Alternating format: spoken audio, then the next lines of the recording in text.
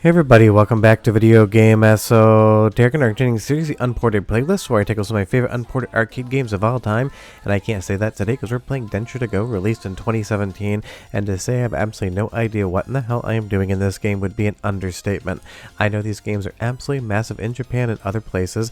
I know one of the Discord moderators of the Mr. FPGA Discord, Robbie, absolutely loves these things, but honestly, I don't understand them whatsoever. But the reality is, I don't have to understand something to appreciate that people love it out there, and I've been meaning to cover a Densha game on the channel for a while now.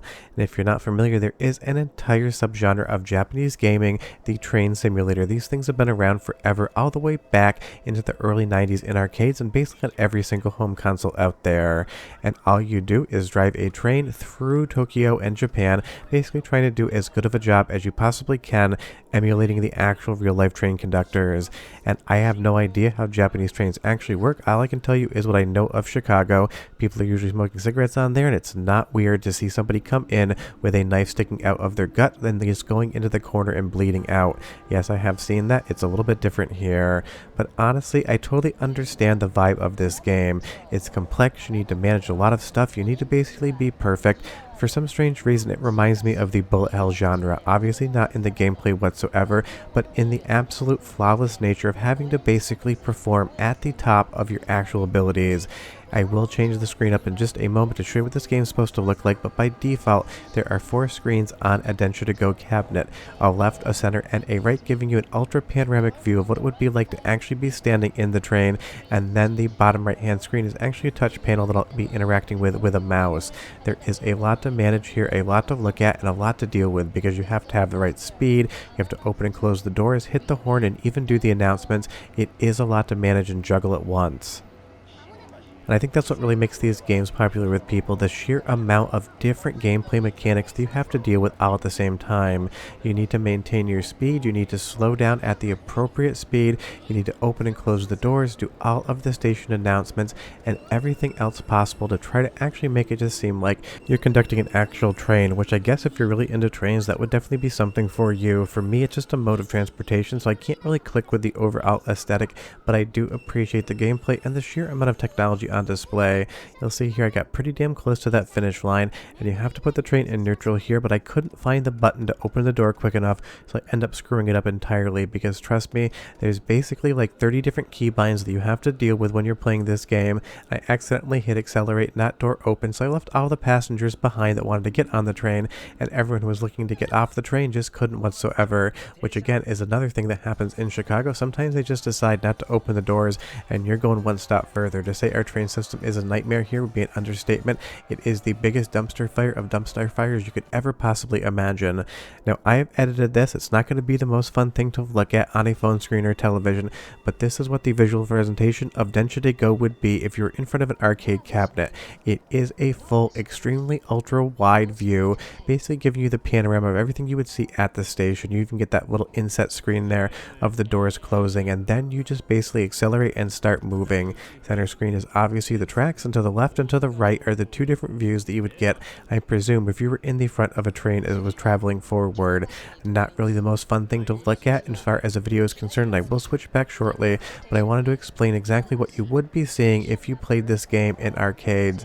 And I'm not really sure if this ever came to North America. I have seen other Densha De Go cabinets in specialty arcades, but the most recent release, the one we're playing now from 2017, isn't anything I've ever seen in real life. But maybe one day if I do travel over to Japan again, I'll definitely check one out, because I totally get, again, the vibe going on here. It's almost a meditative experience. But leave me a comment down below and you tell me, have you ever played any of the Densha De Go games? And if so, did you get into them? Because I know the people that love them absolutely love them, and it's not like anyone else is making these games outside of Taito. I'm not aware of any other developer that's making these train sim games, but stuff like Euro Farm Simulator were huge, or the truck driving simulators. I get that people like to just emulate doing a job, especially one that they might be curious about in real life but just don't do. But it's soundtrack sample time, because this game does have a lot of fun voiceovers, of course in Japanese, and some music and train sounds as well. So go ahead and listen for 45 seconds, but I'll be right back with a lot more bad train conducting.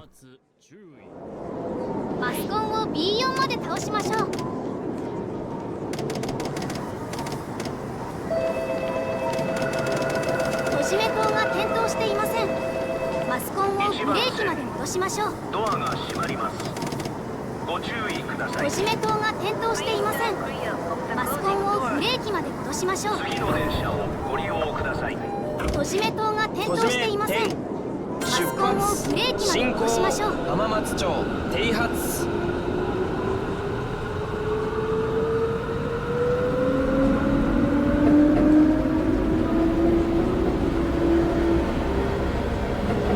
I mean, the voice acting is fun, but where the game really excels in the sound department is the fact that it seems like they sent somebody out with a microphone to get some Foley audio of the Japanese train sounds. Now, I don't know what every single sound a Japanese train makes is, but I would assume it's pretty authentic to this game. And as far as the visual presentation is concerned, it's absolutely stellar. The left and right hand side screens, which are at the top and bottom of the left on your screen right now, that motion blur really does emulate what your eye would see out of the corners of the periphery if you're actually moving fast and trying to focus on anything. And even though graphics have gotten better since the game came out, I can't imagine how much more horsepower you could throw at this to make it look more authentically like you're actually in Tokyo.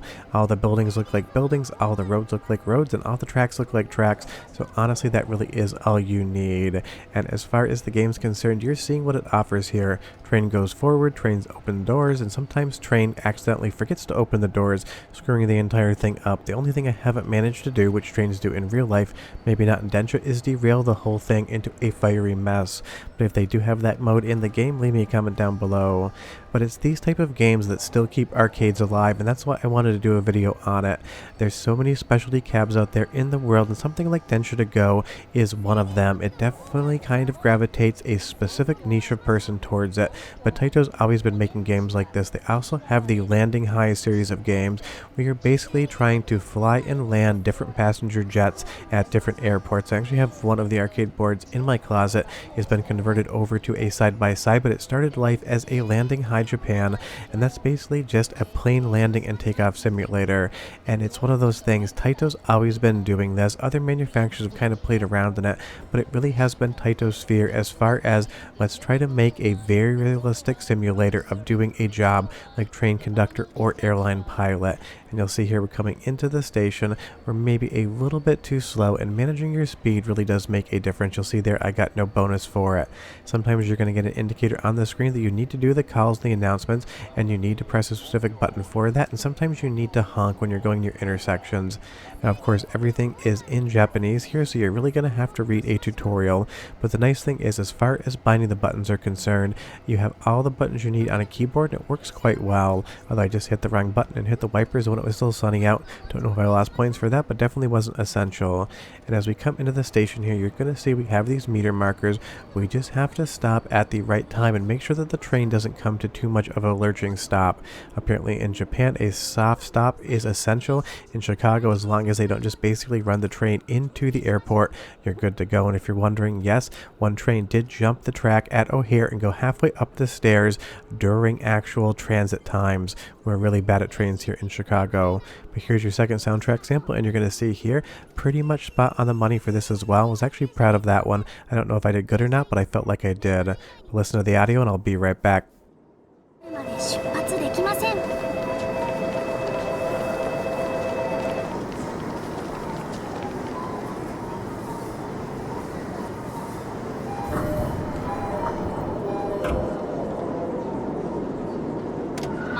ボタンを押しながら手前に倒して発射しましょう。マスコンを一番手前まで倒しましょう。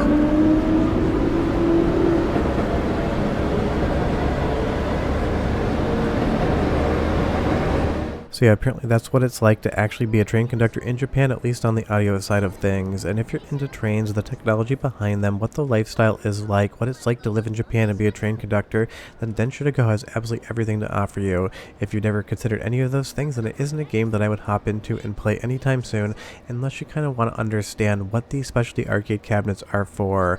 Because it's not like there's many competitors to Densha De Go, so if you love trains, I'm sure you've already played this game, and if you haven't, it's probably just a fun video to watch. but this is the stuff I love about arcades in the modern era. There's so many specialty arcade games out there, whether it's rhythm games, whether it's fighting games, shmups.